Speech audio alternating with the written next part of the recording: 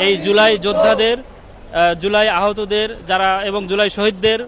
যারা মেরেছে, যারা খুন করেছে এবং প্রকাশ্যে যারা দুই হাতে বন্দুক দিয়ে গুলি করেছে তাদেরকে গোপনে জামিন দিয়েছে। আমাদের চাওয়া পাওয়া এবং দাবিগুলো হলো 24 ঘন্টার মধ্যে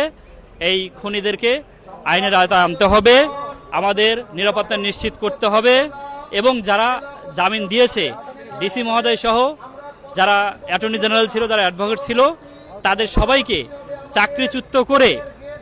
অনতিবিলম্বে আইনের আওতায় আনতে হবে। এইগুলো আমাদের দাবি। যদি আমাদের দাবি না মানা হয় আমরা এর থেকে আরও কঠিন কর্মসূচি ঘোষণা করব। হ্যাঁ, অবশ্যই যদি আন্দোলনের পক্ষ থাকতো, সাধারণ জনগণের পক্ষে থাকতো, তাহলে যেই মায়েদের বুক খালি হয়েছে,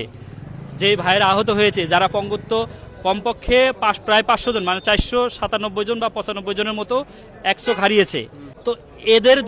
এদের পক্ষে যদি তারা না থাকে, তাদেরকে জামিনে মুক্ত করায়, তাহলে আমরা অবশ্যই বলবো যে এরা জুলাইয়ের বিপক্ষে, এই 24-এর গণঅভ্যুত্থানের পক্ষে না, এবং এরা আওয়ামী পুনর্বাসন সহ আওয়ামী লীগ দোসরদের এরা শেল্টার দিয়ে যাচ্ছে এবং এরা টাকার বিনিময়ে ক্ষমতার লোভে এরা এই আওয়ামী সন্ত্রাসীদের জামিন দিচ্ছে।